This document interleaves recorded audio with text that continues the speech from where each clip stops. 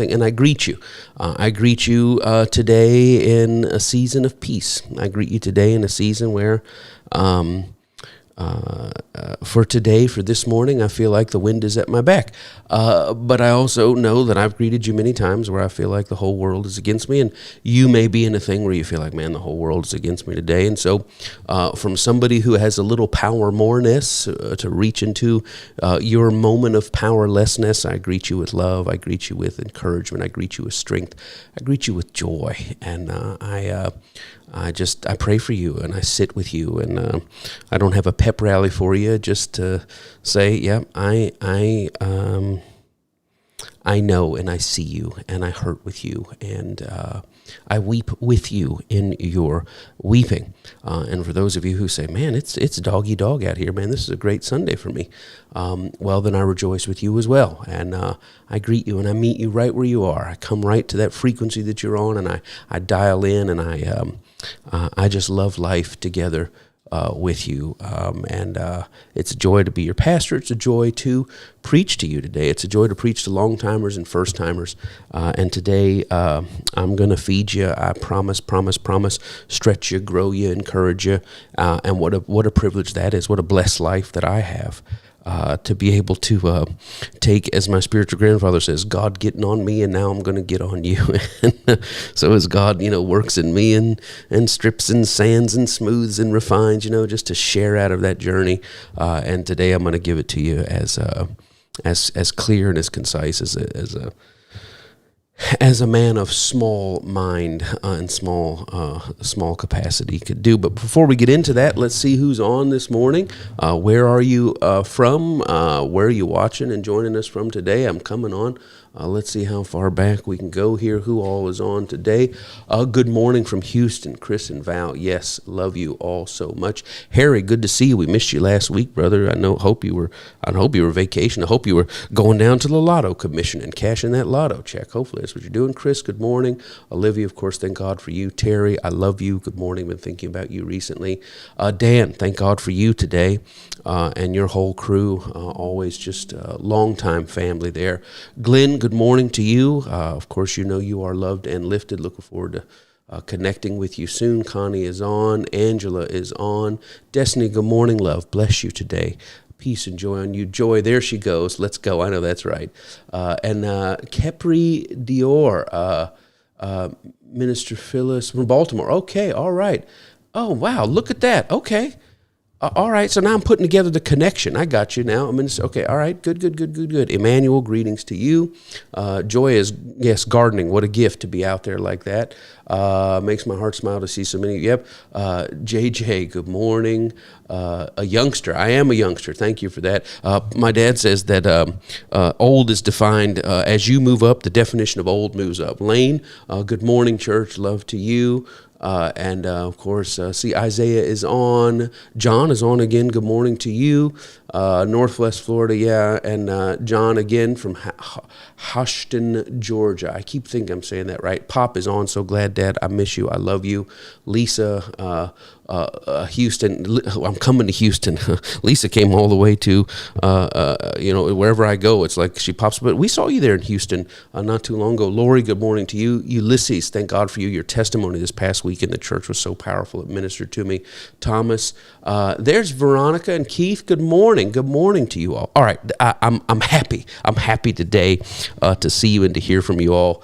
Let's get into it. Let's do it here today. Of course, let us grow together now. We're talking about the supernatural life. We're talking about a supernatural legacy. We're talking about, in this sub-series of a sub-series, the power of our words. And I'm trying to preach this to you from a non-condemnational. Oh my gosh, John Stevenson, I love you, sir. Karen and everybody, man, I love you all. Thank God for you being on here. Okay, so trying to do this in a non-judgmental, non-condemnational context, and we're concluding the series today on this sub-series on words. And my goal here in your notes has been to empower, not to shame. So many times, what we talk about words is you're saying the bad thing, you don't say the bad thing. You're going to be bewitched or whatever by the bad words. And I really want to empower you to say, okay, let me think soberly about this power, soberly about, if on one scale, the creative and destructive power, but maybe on another scale, the corrective and directive power of our words. That maybe, as James, or the writer of James, or somebody claiming to be Jesus' brother, said, our words are like the rudder of a ship. They determine the direction of our lives, and maybe that's a healthier way to look at it. We're going to begin today, and we're going to close out our thoughts on gossip, I guess a sub-series on the blessing of gossip. But I want to end today, we'll see how far we get, talking about the power of profanity. And man, profanity, what a gift that is. And we'll talk about what that means here. And somebody say, have you lost your mind? Oh, no. When you take away and strip away the us, them, when you strip away the Antichrist notion of this bloodthirsty God, and you say, what was Jesus really trying to tell us? If you can see through the blindness in the Scriptures, see to the person of Christ, man, I'm telling you, just the whole world opens up to you. So here we go. We ended last week with this thought that the Spirit will alert you. Get your notes ready. Get going now. That the Spirit, and this is coming into your note flow, and thank God for Olivia. Just she's the fastest typerist in the world. The Spirit will alert you when you push past venting. We're talking about gossip. When you push past sharing. There are some schools of thought that say just negative talk about circumstances in itself is destruction. You only want to stay on positivity. But then the counter side to that is that the counter side to that is that stifling and stuffing stuff down and not processing it is toxic. But the Spirit will alert you. Say, I'm just talking. I'm just venting. I'm just sharing. The Holy Spirit, the Spirit of God, the presence of God within, seated in your large self, your spirit versus your chaos conditioned soul. The Spirit will alert you when you've gone past venting, past sharing. I'm telling you, you'll hear something inside you. You'll sense something inside you that lets you know this is not sharing and venting. This is crossed into dehumanizing. I'll tell you how you know this, because we have these dual tracks, and you'll relate to this. Have you ever had a friend or somebody come to you and ask for help or advice, and you're talking to them, and then something else kicks in? And you start bringing up thoughts and ideas and parallels and parables and scriptures and call to mind, and you almost step out of your self and you're watching yourself counsel this other person. And you're like, I don't even know where this is coming from. Well, one of the expressions, one of the manifestations, I guess you could say, of the Spirit life we talked about is the Spirit of counsel, right? Isaiah 11:1 and 2, Revelation chapter 2, 3, 4, right? The seven spirits of God. One of those spirits the spirit of the holy gods, right? As was said about Daniel, is the Spirit of counsel, the Spirit of the Lord, God's divine nature and personality, the Spirit of wisdom, Spirit of understanding, Spirit of counsel, Spirit of might, Spirit of knowledge. That there's something in our image-seated large self that has a knowing, that has an insight, that has a perspective, that is really not local. I'll say this. It's not local to our chaos-conditioned small self. And so sometimes you'll be talking to someone, and what's so funny is how ego works, right? You'll start drawing out of the large self, and your small self will be amazed at how profound and how erudite, right? How intelligent, how enlightened the counsel that you're giving is, and your large self will recognize. Your small self will recognize, this isn't me. I don't even know where this is coming from. But sometimes the small self won't let you say, I don't even know where this is coming from. Why? Because it would point the glory away from you. So you're impressed by your own unction. You're impressed by your own utterance. But the small self is like, well, now don't tell people this really isn't you. Why? Because they're probably looking at how powerful you are. And the Spirit will sensitize. You say, you know when you've crossed over, when you've pushed through that lower, the silt, the mud on the bottom, and you're now down into that deep water, that deep reservoir. You'll know, and your knower will know that you've crossed over. And in that same sense, I'm just venting. I'm talking about Pam. I'm talking about John. I'm talking about Mike. I'm talking about Pastor. Talking about the supervisor. Talking about mom. Talking about dad. Talking about my kid.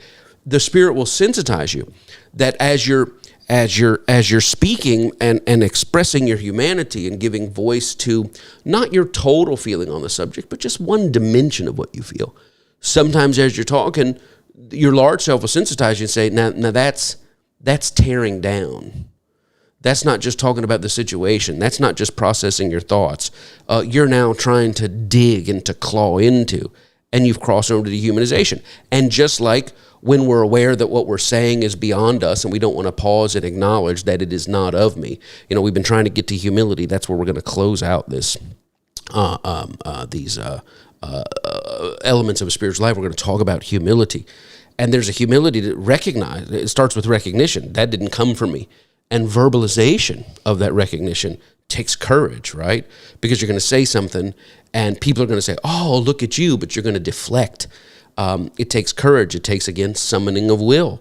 But then also, it takes humility to live from that place that I'm going to go say. And I tell my kids all the time, and sometimes, dads are going to dad, right? And if I didn't dad, I wouldn't be. And sometimes I think they might get tired of me dadding, and that's okay. Yeah, I think we just get tired of parents parenting sometimes, and I try to be chill with it. But I also, sometimes I tell them, if I didn't say what I'm saying here, I wouldn't be your dad. If a dad would not let this pass by, and I try not to, harp on things. I ever tell you about my granddaddy, old reliable. I don't recollect if I've ever talked about. Yeah, you've told us a million times about your granddaddy. We don't need to hear it again.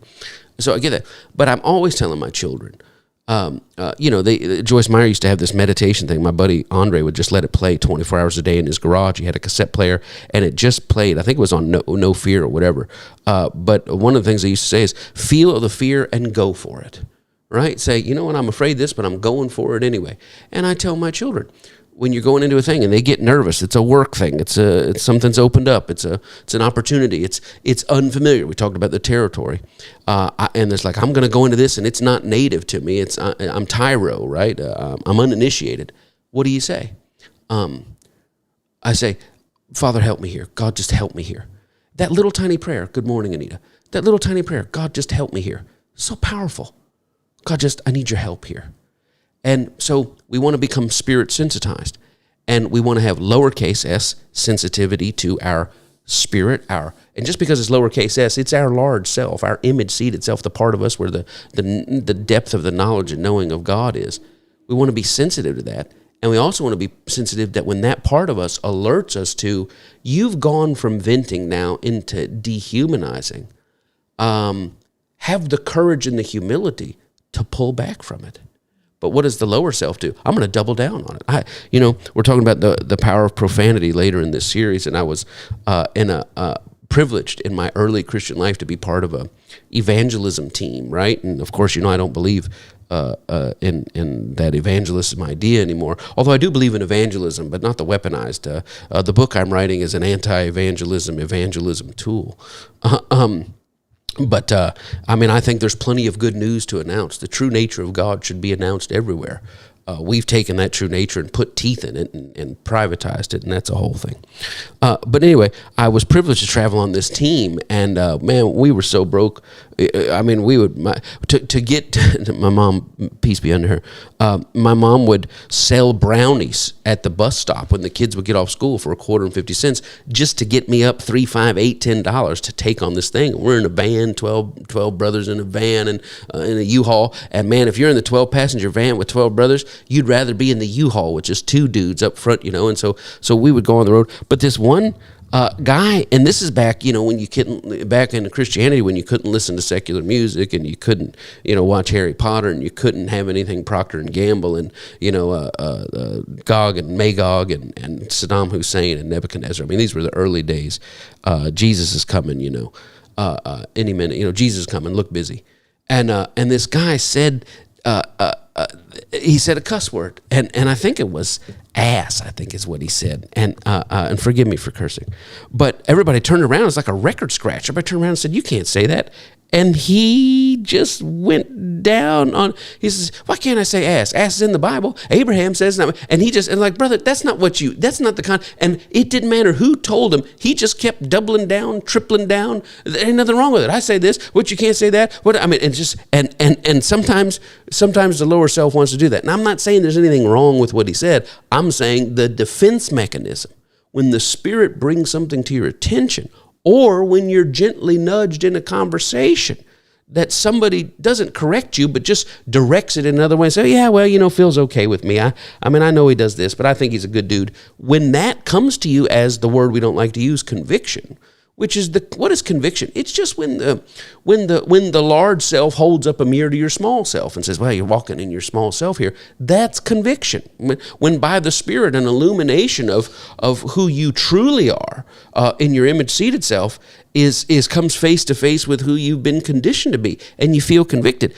Allow that process to happen. In your notes here, when you make someone's small self out to be their whole self, or out to be a disproportionate part of their whole self, when the Spirit quickens you, or when somebody lovingly, well-timingly nudges you on it, here in your notes, don't deny it, don't defend it, don't double down on it. Say, yeah, you're right, and then just go into agreement. You're right. Yeah, Phil's a good dude. What are you doing? That's being gracious. That's having the magnanimity of Spirit to say, I'm not just going to dig and dig and dig when the Holy Spirit has brought to light that this is what I need to do, which this is what we're saying. I mean, this segment is not just being mindful of your words, it's being quick to correct, quick to reset, quick to repent, quick to redirect. And that applies to gossip as well. Kenobi, I keep telling him he's got to stay offline. He's in all these chat rooms, and he's only 7, which, how do you define that? 49, Connie and I figured out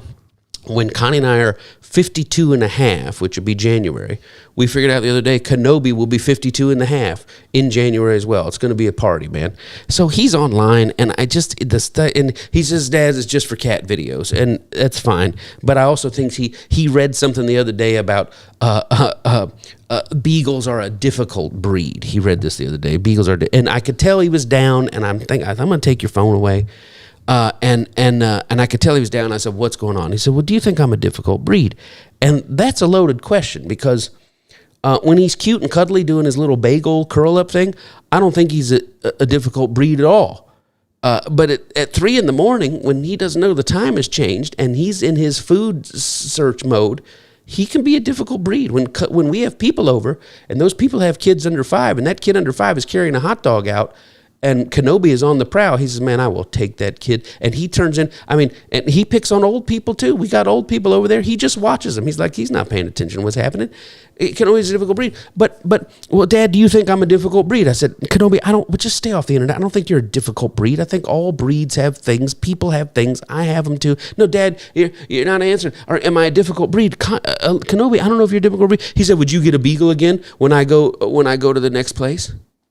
And I think he could see the pause in my eye. and I was like, okay, listen. Let me tell you how awesome you are. You're a pain in the butt, but let me tell you how awesome you are. You're a love baby. You're always kind to children. You're always kind to people. I'm never worried about my dog might bite. I'm never worried about that you'll be aggressive to anybody. You're very sensitive, and you can see people, and you can feel their energy, and you respond to it. As a matter of fact, you've got this weird way when you sense I'm stressed out, you're like, Dad, I sense you're stressed. Comfort me. And it's like, I need you to comfort me, but I think on your spiritual level that when I start petting you and comforting you and seeing you, that's your best ministry to take me out of whatever things that I see as a problem, blah, blah, blah. But Kenobi, I got to tell you, this 4 legs and a nose thing, it does sometimes I just want to eat chips in the middle of my show without having you on my neck like that. So are you a difficult breed? No. But I will tell you this. Sometimes when you hear, Connie and I were at the place in our apartment complex, somebody was eating dinner, and they had this dog, and the dog sat there the whole time, didn't beg, didn't jump, didn't put his head on the thing, didn't go from person to person, didn't annoy anybody. And I said, my God, look at that dog. And I shouldn't have said that. I certainly shouldn't have said it to Kenobi's earshot, because it was one of those poodle doodle, whatever those things are, those things that look like a very skinny person in a dog suit, the creepy things that, that they bred in the lab or whatever it is, and peace be unto your dog.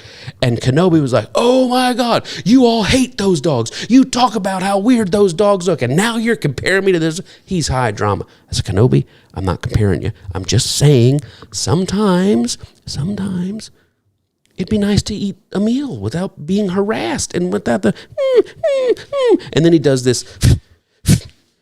It's like, I know what you're saying to me. I heard you the first 55 times. You know what? I can tell, Kenobi, I've crossed past venting, and now I'm trying to make the little weak part of you the sum total of who you are. And my son, my puppy, that is not the sum total of who you are.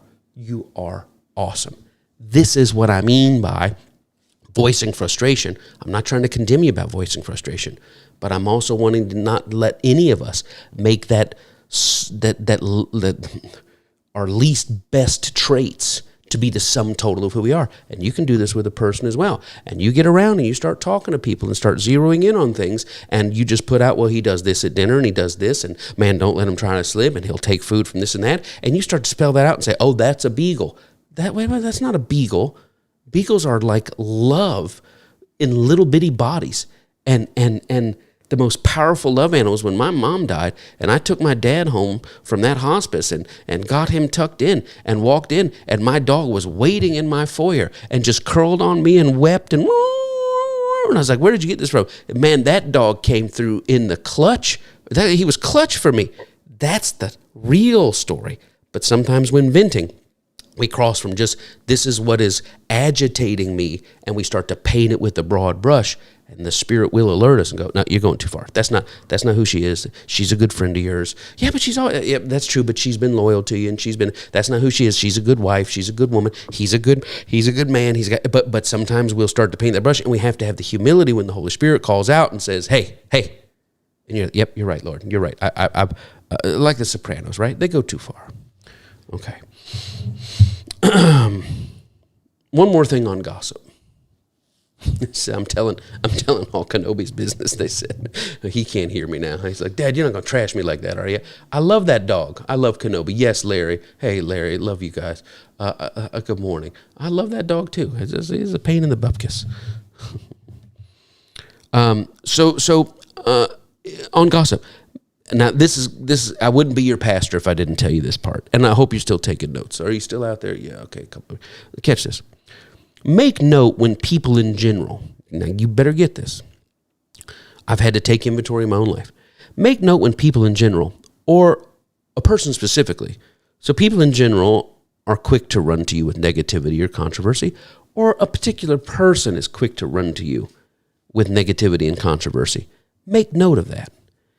This group of people, they're quick to come to me with some sort of messiness. This individual, they always run into me with some sort of messiness. Make note of that. Even if they're coming to you in your notes is wrapped in the notion of loving concern and prayer. Well, I just want to fill you in on this. I'm just concerned. I'm not saying shut them down. I'm just saying make note when you have people in general, or when you have a person who that is the dynamic, that is the road, the inroad into the conversation. Love to Billy as well. Here we go. 3 scenarios to consider. I'm going to give you 3 gossip scenarios. Gossip scenario A. Sometimes it's one person. Sometimes it's a small group. And that one person who comes to you, that small group comes to you, it's always about one person or one place or one thing. Your sister always coming to you about grandma. She's this, she's that, she's this. One group always coming to you about Tom. Well, we went out to the thing and Tom he sure was an idiot. Make note of this. It can be family. It can be coworkers. It can be in the church. Well, about Deacon Fred. And you say, this one person or this group is always coming to me about one person. And here, you know they're coming, and you start counting down to 5, 4, 3. How long will it be before they bring up Deacon Fred? How long will it be before they bring up Tammy in the neighborhood? And so when you see somebody and you say, hey, good morning, blah, blah, blah, and how you doing? Good. How are the kids? Boy, they're doing good. Did you see what Tammy put out? Make note of that in your life. Why? In your notes, ask yourself what is going on. Ask yourself why this is. On the good, benevolent end of the spectrum, it's coming. On the good and benevolent end of the spectrum, maybe you're a safe place to openly communicate there's a problem. Maybe you're a safe place to messily process some point of pain. I'm coming to you about Deacon Fred because you know what he did? He said my clothes were ugly again. You know what he did? He left me off the prayer schedule again. I'm coming to you about Tammy in the neighborhood because you know what you did? You know what she did? My kids were coming and they said, hi, Miss Tammy, and she walked by like she didn't even hear him. And I'm telling you, so I'm coming to you over Tammy again, over Deacon Fred again, over Grandma again. And you're, why? Because you're a safe place to process this pain point. Because I'm gonna lash out and say something ugly. You know, I was talking to a neighbor this past week and was out for a walk, and he was out there huffing and puffing, and there was water on his stoop or whatever, and he's up there looking, and he says, that guy, I think it's on the 4th floor, he waters his plants, and it comes down on me, and I screamed at him the other day, and I've already reported him, and blah, blah, blah. And I said, well, I'm just trying to, I said, well, man, that's, yeah, okay. He said, yeah, it got me wet, and blah, blah, blah. And that's not cool, you know, don't plan on me and tell me it's raining. But he said, yeah, and then the guy, when I confronted him, he's just crying, all I got is my plants. I don't have anything else. I got my plants. And then my heart went out and said, my God, is this just some old timer with all he's got left is his plants? So what do you do there? Well, maybe this neighbor venting to me over that neighbor up there, maybe he just sees me as a place to talk about his woes. Maybe I'm a safe place. Maybe him venting to me is a more healthy process than going to blast the person again. My God, things spin out of control so easily in this world. But then I think in my brain, well, maybe I need to find out whoever's on the 4th or 5th floor and just talk to them. Maybe that's all they got is their plants. And maybe Mikey and I can come up there and rig up something to get them to water and blah, blah, blah. I mean, maybe there's a chance to not go tell somebody they're going to hell unless they sign up for the team and all that garbage. Maybe there's a chance to be Christ in the world and go manifest here. So when people are coming to you with their gripes all the time, ask yourself why. On the good end of the spectrum, maybe you're just a safe place for them to deal with the messiness and the pain point.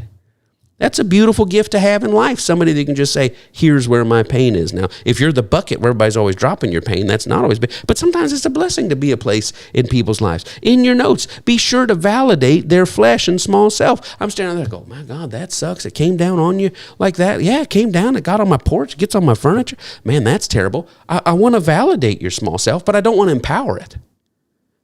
How do I validate your small self? By acknowledging, boy, if that happened to me, that would be tough. But how do I not empower it? Man, you ought to, listen, if you're going to do that to you, I don't want to provoke your small self to small action. I want to redirect your small self with precision. So he says all he's got is plants, huh? My God, maybe, man, sounds like a lonely life to me. God, I hope he's okay. What am I doing now? I'm not dismissing your small self. The guy just drained down water on your porch and your furniture. I'm not trying to make that like it doesn't exist, but I'm also not going to go, man, I wouldn't take that. Listen, you understand what I'm saying? I think of the Christian scriptures. I think it's Hebrews 4, verse 12, but it says that the word of God, not the Bible, not the King James, not the 66 books, the living word, the Spirit of Christ, the Spirit of love is alive. And it's powerful, and it's sharp, and it splits the soul and spirit. It tells you, this is your low self, this is your big self, and that spirit will split and say, you're over here, get back over here. The joints and the marrow. It splits and takes you through this craggy way. You ever look at how state borders are created in Nevada and California? And you say, why can't they have a square? They didn't have a ruler. They could have drawn that off. It's all about water. If my toe just touches the tip of that lake or that river, that reservoir, then my state gets the water too. And the Holy Spirit, the Spirit of God, the living word will draw through. This is your soul. This is your spirit. This is the joints. This is the marrow. This is your thoughts, but this is your true intent of your heart. And the Holy Ghost knows where those lines are. We have to be sensitized to that. So we want to validate people's small self when they come to us over Fred or Grandma or whoever's on the 4th floor, but we want to not empower. And the Holy Spirit, by the living word, is sharp, razor sharp, exacto, super, super, super sharp, and can say, this is of the low self, this is of the high self. the small self and large self, and can tell you how to navigate that through. Here we go. That's on the benevolent of the spectrum. You're a safe place. Let's talk about the malevolent, the negative end of the spectrum. Maybe you've built a bond with that person over negativity. In your notes, maybe you build a bond with that person or that group over negativity. That every time my neighbor sees me, he says, "Yeah." I said, "What's going on with Fred? Man, that guy, I hope his plant sounds like his wife and his plants need to die." I mean, what the horrible thing about that is, now we see each other and our bond is, what's the a-hole doing up now? Man, I swear, I don't want to bond over that. I don't want to build my whole life over, "How you doing, Miss Jackie? Is she out there?" I don't want to, "What's Grandma on about?" Who wants to build a bond with human beings on that? That's not a good foundation for an edifying relationship. In your notes, it may feel good to your small self. It's coming at you fast. It may feel good to your small self, but know this, it's a warmth from a perverse fire. It's warm, but it's a perverse fire. "Yeah, but, we just get along, that's our thing. We just go through the grocery store and I see him, everything. How's John?" And we just, all right, well, just watch out for what's his name. And that's the foundation of your relationship. Why? That's not who you want to be.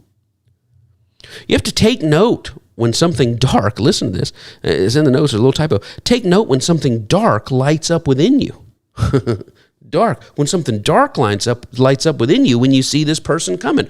When you see them coming down the road, does something dark light up in you? "Oh, we get to trash Jackie." When I see him around the corner, or when I Tammy, when I see him coming around the corner, do I go, "Oh man, let me hit this guy up. How's the porch doing?" I mean, does something dark light up in me when I see this person or group coming? That's a telling sign. What is it telling you? That this relationship might be turning your conversational expectation, your conversational roadways, your conversational jurisdiction. It's a sign it might be turning it to the lower flow. It's not who you want to be. Are you listening to me? It's quiet in the church today. Maybe it's not. I don't know. No, I guess people are getting, okay. We need like an amen emoji. Maybe it's the prayer hands or something like that. Even if you've never met the person they're talking about, maybe you've never met Deacon Fred. Maybe it's somebody from their church. Maybe you've never met Tom from their job. Maybe you've never met their grandmother. Maybe you've never met, I never met the guys. But you should have in your notes, even if you've never met the person they're talking about, you should have enough imago Dei sense. You know everybody's made in the likeness and image of God. You should have enough self-awareness and experience to know no one is all bad. All right, so he's a plant water and insensitivity person. Okay, that's fine. But he's not all bad.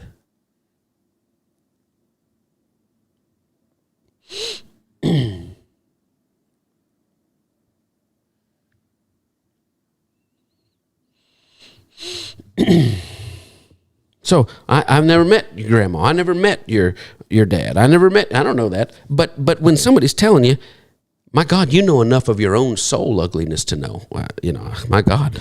I mean, if Kenobi started posting online about his dad, Dad always yells at me. That's his famous thing. He always tells the kids, "Then Dad yelled at me for no reason." It's not for no reason, bro. Dad just started yelling for, Olivia comes out. What's happening? What's happening? Dad just started yelling at me for no reason. I didn't yell at you for no reason. I yell at you because you sit on my pillow and decide it's time to clean your anal glands. That's why I'm yelling at you. Get off that. You can't do that in our bed. Do that in your own bed. "You know what I saw you and Mom did?" Shut up. You shut up. That's our bed. You do your own bed. Kenobi, get down. And I push him off the bed. And then Olivia comes in. "What'd you do to the dog?" "I didn't do nothing to the dog.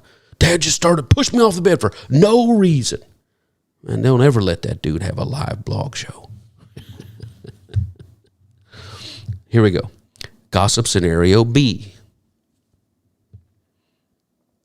Sometimes it's one person in a small group that every time we see them, they're on about something messy, or they're in on something messy. And every time we see them, they feel compelled to share it with you. Every time you see them, they're on about something. You don't even see them that they're not saying something negative about somebody. And you find yourself asking this. Now, this is key here in your notes. How does this person always seem to be in the know about such a wide variety of small level reports on the smallness of people and situations. Now I'm helping you. You know, we were talking about Grandma. We were talking about Tammy. We were talking about fourth floor plant man. That's gossip scenario. Maybe just people see you as a safe place to come. But then I want you to make note as you take inventory.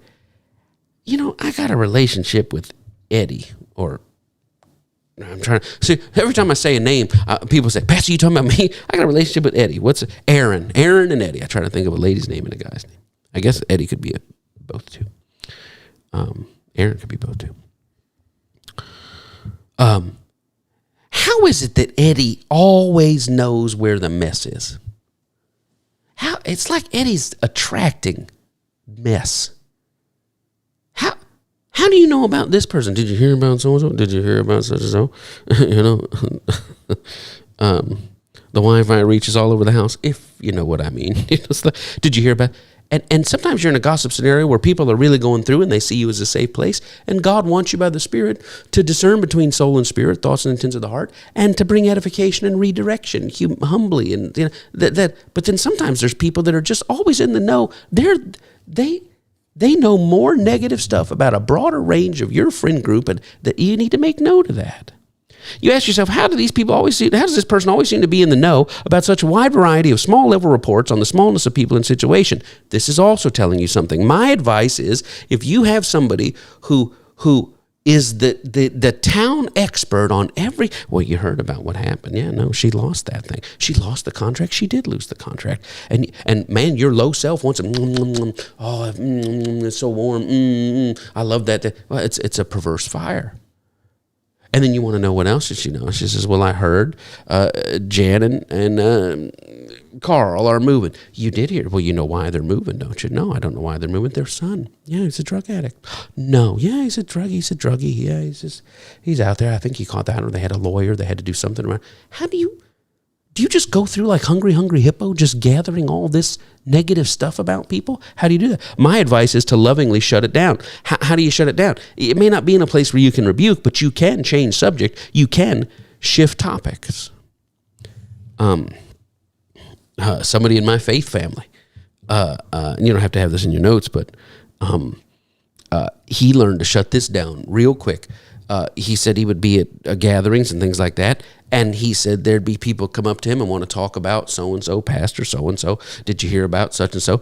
And he said people would come up to him and say, hey, did you hear about such and so happened with their church? They're not going to be able to get that building. And he said, I wouldn't even engage him. And this man would stop the whole gathering.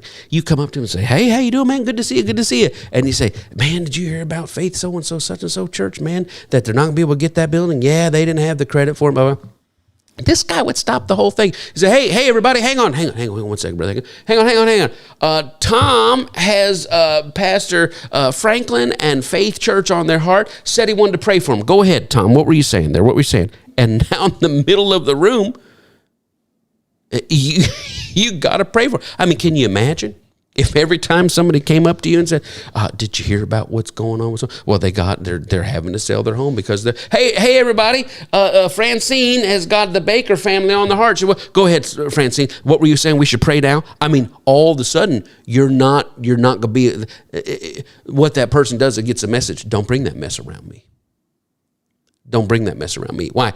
I don't have room if you want to process and I can help redirect you to your large self, I'm here. But if all you want to do is just traffic in this toxicity and negativity, I can't do that. Proverbs 25:23 in the Hebrew Scriptures. Proverbs 25:23 in the Hebrew Scriptures. An angry countenance turns away a backbiting tongue. What does that mean? When you come up and say, it's like, remember Bobby Moynihan, secondhand news guy? Did you hear about this thing? Huh? Yeah, they're letting old people are getting married. Yeah, they call it gray marriage. No, I don't think that's what it's called there. You hear about this thing? An angry countenance just says, what's wrong? Nothing. Say what you're going to say, but I don't want to just go for 3 hours on. Go ahead. No, I was just going to tell you that the guy that he was the thing, his wife found porn on his, but whatever. We don't have to talk about it. Okay, cool. An angry countenance, turning away backbiting. Gossip scenario C. We're moving right along. Footloose. Fancy free. Y'all still out there? Good. Okay. Sometimes in gossip scenario C, it seems like everyone is drawn to you, even strangers, to dump their observational garbage into your soul. Even strangers just come up to you to point out, see that guy over there? What? Look at that car. I mean, I bet he doesn't even have anything in his retirement. He got that fancy car. Why do complete strangers feel drawn to you to dump their trash? I'm not talking about people being drawn to you to share their problems and struggles. I'm just saying, just mess. I mean, I'm out on the streets and people come up and open their whole life story. Sometimes we attract that to, people they just feel come to compare. But I'm not talking about people that just share what's going on and, boy, I've had this going on and I don't even know why I'm sharing this with you. As people do it all the time. They just feel like I don't know, whatever it is I put out in the universe. Tell me what's going on. How could I help? I mean, but I'm talking about when people come to you and just feel empowered. Look at that lady over there. She need to get in the gym, what she needs to do. Who, dude, I don't even know you. What do I give off that makes you feel like you can just walk up to me and just start talking negative? That's a big red flag. Here's the question in your notes. God, what am I giving off that says I want this negative energy? I don't want it anymore. And you may have to do this. And when I talk about summoning your will and having courage, this is what I mean by your words. Think of this. You may have to tell people, and just say, is it okay if we talk about something else? I'm really trying to work on myself and keep my spirit and energy centered on positivity. And I know we may have dished like this in the past, that we may have just gotten along like that. But I find that afterwards, I don't fare as well. Like I leave here feeling like I need a bath. So would you mind helping me be more uplifting with my thoughts and words? The Lord's been really dealing with me on this. I can't say that to people. They'll think what? What will they think? Well, they'll think that I'm not perfect. Well, it's okay. Well, they think that I'm in progress. That's okay. Well, they'll think that the Lord has been correcting me. That's okay. I'll tell you what, when you tell somebody something like that, would you mind just helping me? What? I feel like sometimes I get drawn into stuff and I start looking at people in a negative way, and the Lord's been really dealing with me. I don't want to do that. Well, they may be shocked. What? They may feel betrayed. Are you serious? We've spent 12 years of our relationship trashing people in the family, and now all of a sudden, what are you, holier than thou? I'm not saying, Joyce Meyer used to say, somebody quits drinking soda and goes to all water, and the next day they're the evangelism. They go out to dinner, somebody say, I'll take a Coke with lime. You're really going to drink soda? Do you know what's in soda? Are you seriously going to drink soda right now? And it's like, bro, you were doing it up until yesterday. Chill. I'm not saying because you get a revelation of not trafficking in negativity and toxicity that you have to blast other people. I'm not talking about blasting. I'm talking about saying, you know what? Can we change the subject? Oh yeah, sure. What's going on? I'm just really trying to manage my energy. I'm really trying to manage because I find that like there's so much going on social media, blah, blah, blah. Sometimes I feel like something crawls on me and I don't even know what it is and I'm weighed down. And it's like something that I just read for a split second. It sticks with me. Maybe I'm a highly sensitive person. I don't know. But can we just talk about something else? I'm really trying to keep my energy. And if you could help me just keep my energy positive, they may be shocked. Like, who are you and what happened to you? Say, well, my pastor's been talking about it and I'm not proud of it, but I feel like a mirror was held up to my small self. My large self said, this is who you really are. And this is who the chaos has made you. And I'm trying to be better. They may be shocked. They may even feel betrayed. But remember, if they go, what's wrong with you? You're the one that switched up, not them. And you have to give them grace and time to be offended or to scoff. Oh, please. But that's what they're teaching it in church, that you're too holy to talk about Aunt June's, how bad her potato salad is and why it's not that. Her potato salad is terrible. Everybody knows it's awful. Forgive me for cursing. But what I'm saying is I don't want to just dwell on negativity. There's so much pain in the world. I'm just trying to keep my frequency in the freaking higher places. Now you made me curse. Yeah, but my pastor said that was a good thing. Maybe they'll catch on. Maybe they'll be inspired by your growth. I'll tell you this. I'll close this. Few things are more beautiful than the dealings of God upon the hearts of man. There's a typo, but you'll get it. Few things are more beautiful than the dealings of God upon the hearts of man, upon the hearts of human beings, right? When God is dealing with you, God's really been dealing with me on managing my energy and just keeping it in the high frequency out of the low stream. So is it okay if we don't talk about that? Is it okay if we don't do this? And, they might be offended, but give them time to process. You're just now catching on. Give other people time to catch on as well. Look into your heart. Quickly. In your notes, because I want to get to the profanity. That's why you're tuned in, right? What relationships require gossip to keep the wheels greased? Can you go through an entire Chili's meal without it getting into somebody's mess? If you say, no, if you took the mess out, I wouldn't have anything to talk to them about. What fellowships do you feel bad or grieved after due to the gossiping, tearing down nature of the conversation and exchange? What do you leave out of and say, man, I feel like I have to take a bath after this? These are just notes. I'm not telling you to go out and blast. I'm not telling you to take a, man, you all, I'm telling you my journey. I'm not giving you a wadded up newspaper to start swatting people. I'm just telling you just to look inside. Which person, place, or circumstance do you always seem to circle back around to in conversation? That's a big deal. You're talking, but you just can't finish the lunch until it gets back over to Pastor Jan and what she did. Okay, are we still talking about Pastor Jan? Yeah, and you can't even. Did you talk to Dad? No, I hadn't talked to him this week. Well, I mean, I don't know. Has you heard what he said about so and so? Can we just?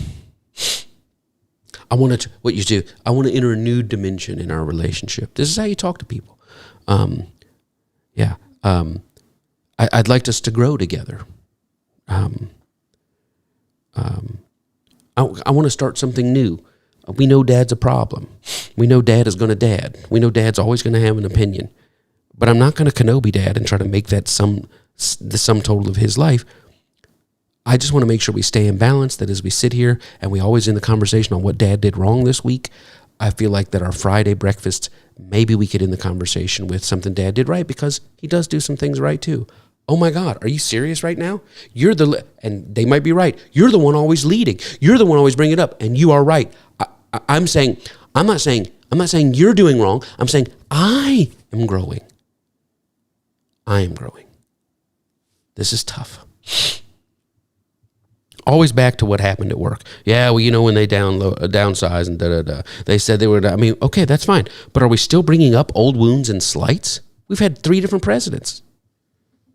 Are we rehearsing and nursing instead of dispersing, that we're just going to go back over it instead of saying, you know what, I'm just moving on? Listen, you're not the same person since that happened. Guess what? The people involved in what happened, they're not the same people. That's one of the biggest things in life. That if I say, well, when that happened at your old job, what year was that? It was 2009. And he said this to me, and they said this, and they said this. And when they let me go, they were just kind of cold and militant about it. And I didn't think that was very nice. That was wrong. Who are you? Do you still think, oh my God, no, I would never carry myself like I carried myself back then? Guess what? They might not either. You might have frozen them in a place. You've unfrozen yourself and allowed the work to continue, but you're still freezing them back to not even the truth. I'm still freezing. You're still freezing Kenobi at. Do you remember when that little kid was here and that little kid was so happy and he snatched the hot dog and that kid screamed and cried and the parent yelled at him and then the wife yelled at the husband for yelling at the kid and the whole thing was a big barf-rama all over the place, and somebody say, yeah, I remember that. Kenobi, you did that. Kenobi's like, oh my God. Are you serious right now? Yeah, you forgot that same kid curled up in my crate and laid on my stuff when I was sleeping and laid on me like a pillow. Yeah, that was 2 days later. I notice you don't bring that up.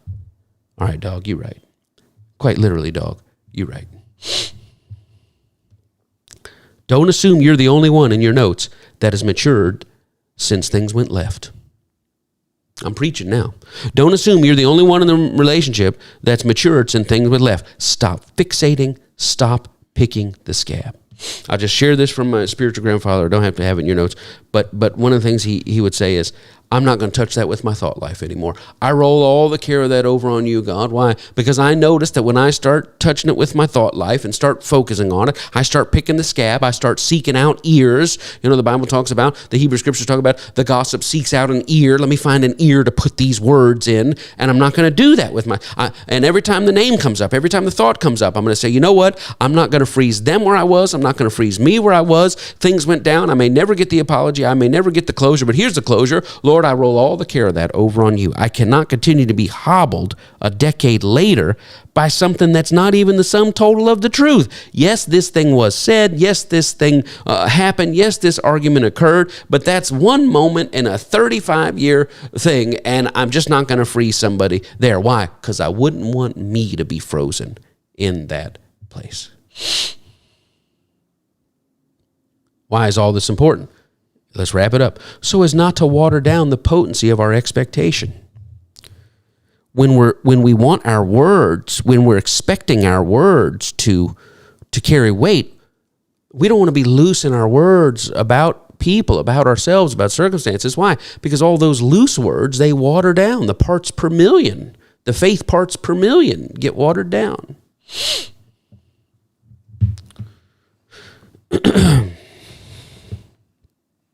One of the definitions of character that I like is, and there are many great definitions of character, but one of the great definitions of character that I like is the definition of what people have come to expect from you.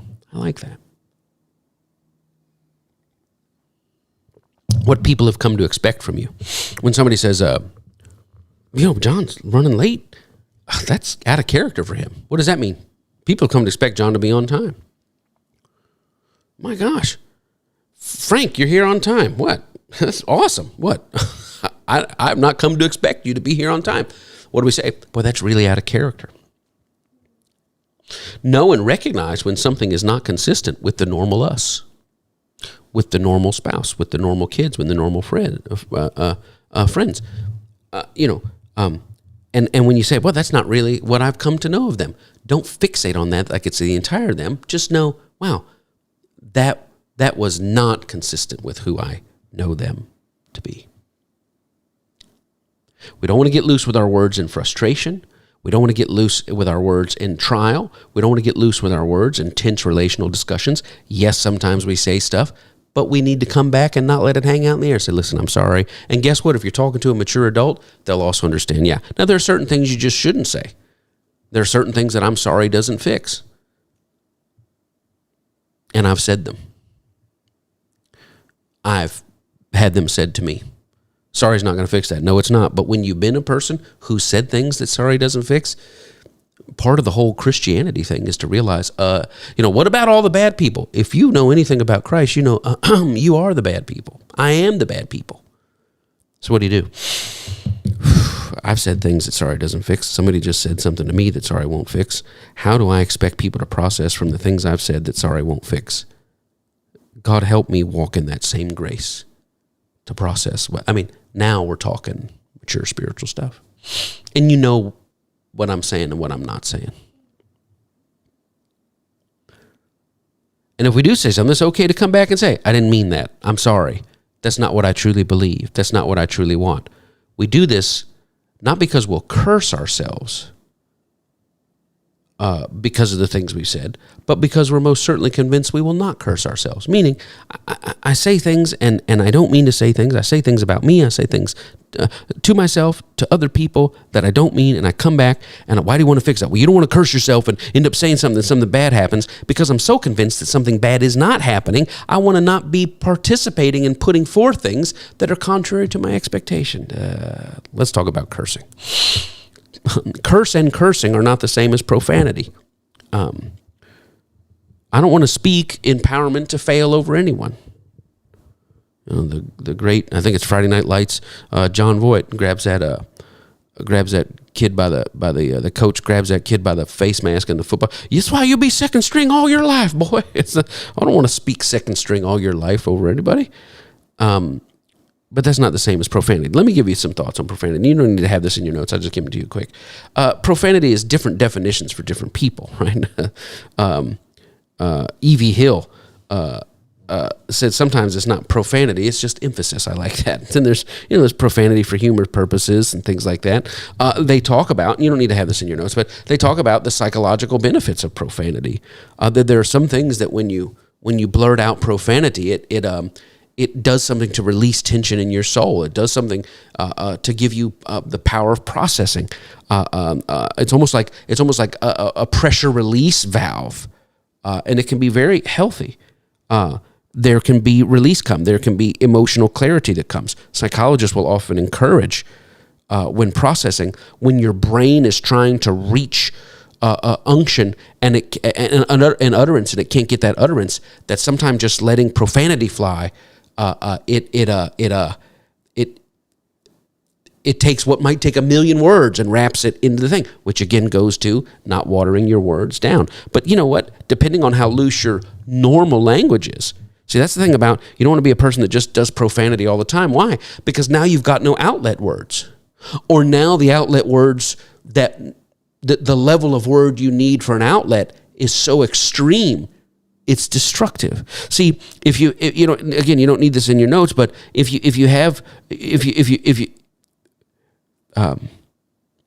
your system is clean and you never have caffeine, a cup of coffee is going to send you over the world. But if you're used to 5 cups of coffee a day, you don't even feel it. Same with your language. If you're pretty much, I don't do expletives. I don't do that type of stuff. To that person, when they say drat is the same power as shit. Heck. You know, Kenobi's always talking about, this is bullheck. This is bullheck. This house is a kennel. Heck, phooey. Or even if you have fracking. Man, I'm tired of this fracking stuff. So fracking, but with somebody whose words are kept clean. Fracking is powerful. It's just as powerful depending on one's level of loose expression. If our profanity is constant or even unconscious, it ceases to have its power.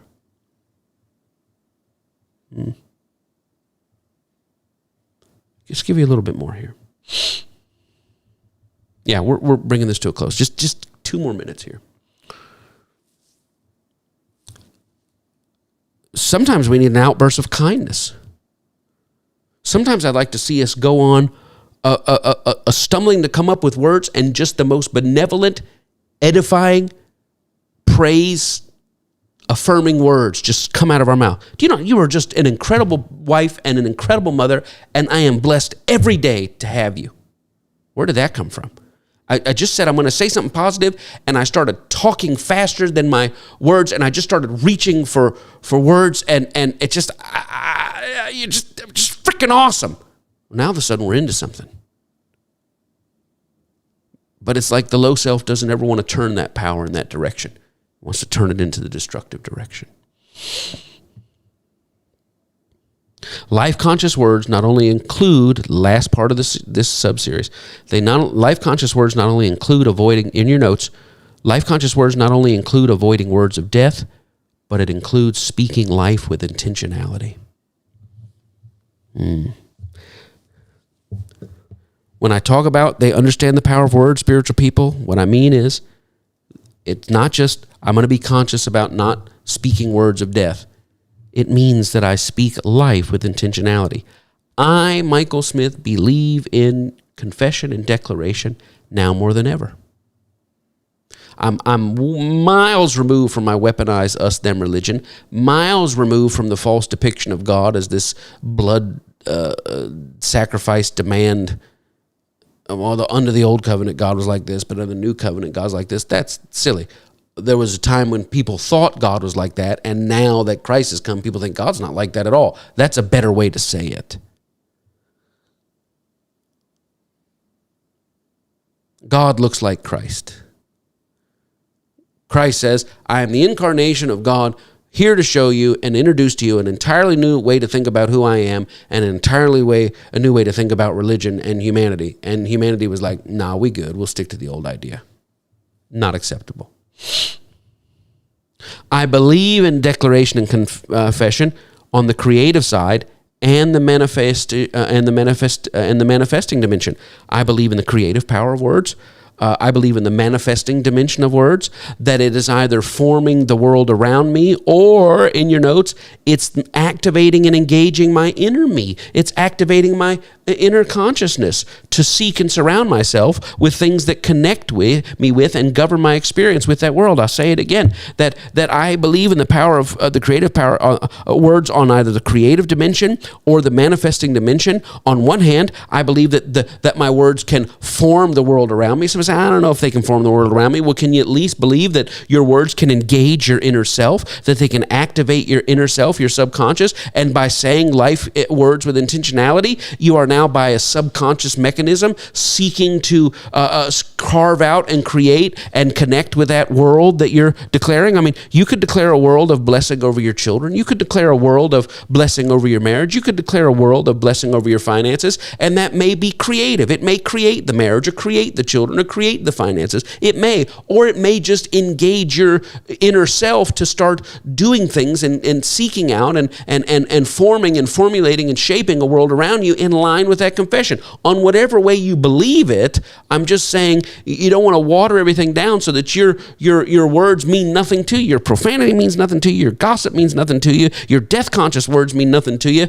I don't want to live in a world like that. I want to live in a world where my words are measured. And when I find that I'm crossing over, I want to have the courage to go, that's not what I think. That's not what I believe. I do feel that, but more than that, I feel that. I want to have the word where I say I'm venting and I'm talking and I'm okay to talk about my life and I'm okay to talk about my frustrations, but I don't cross over into dehumanizing. I want to be in a place where when my brain is exploding or when there's an emphasis or a humor that requires a salty language, I want to be able to walk in that salty language as the case may have it. But I don't want to be so loose with salty language that I have nothing to go to in times where my feeler is outpacing my articulator. I don't want to do that. And I also don't want to be so mindful of, well, I don't want to say anything about death. I want to be mindful about speaking life with intentionality. So maybe it creates, I don't know. Maybe it manifests, I don't know. But at minimum, it orders and marshals my inner life to seek out, construct, form, or be sensitized or drawn to those life-conscious things that I'm saying. At minimum, as a spiritual person, you can walk in that dimension. Amen.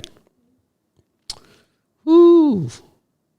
We got something great for next week, but I hope you got something out of today. Listen, if you're growing and you know it, if this little preacher and his little family are doing something, say, man, I can look. I had a testimony this past week from one of our members. So powerful. And you don't even realize the change that's happening to you when you sit under non-weaponized religion and you get pastored and shepherded and grown and fed. Not in the us, them, heaven, hell, God's on our side, man, sucks to believe in the wrong God. I mean, all that nonsense that we've been sold, the lie we've been sold. And you start to say, okay, let me put Christ here. Not the weaponized lies, but the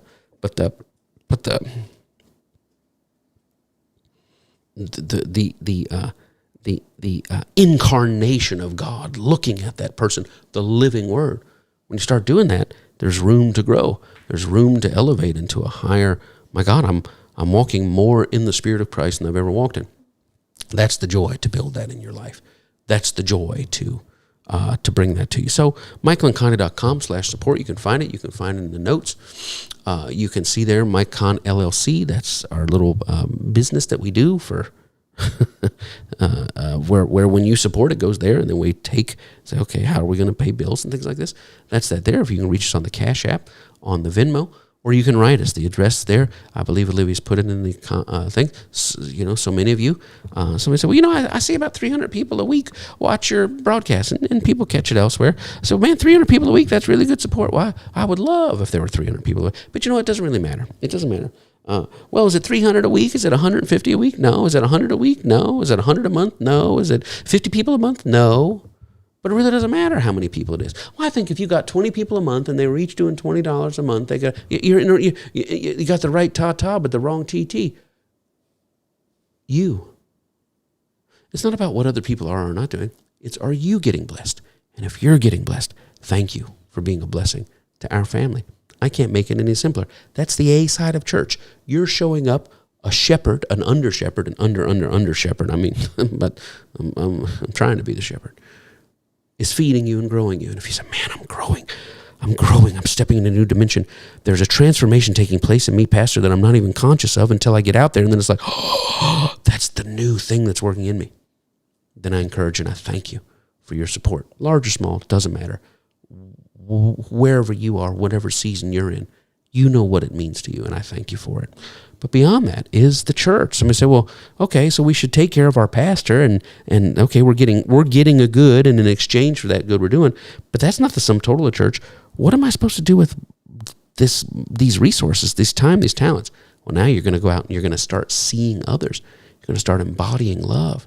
Gratitude's not enough, right? You go put a glass under your faucet and you get some water and you drink it. And you say, wow, there's hundreds of millions of people in the world that don't have that. I feel for them. That's a great start. I'm grateful, God, for what I have that I know others don't. That's an excellent start. But how do you turn that into action?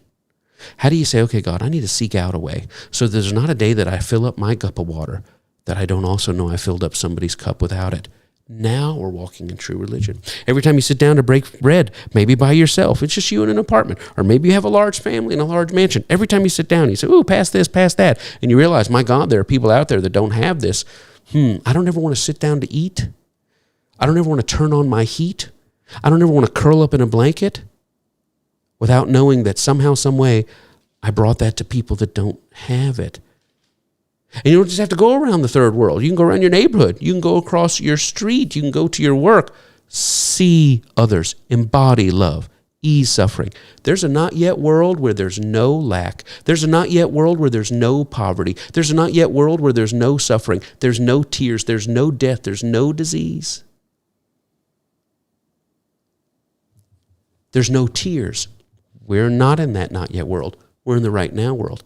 But when we say we believe in Christ, it doesn't mean we've made the right prayer so we go to heaven when we die. God has forgiven us because of Adam and all that nonsense. You say, I follow Christ. What does that mean?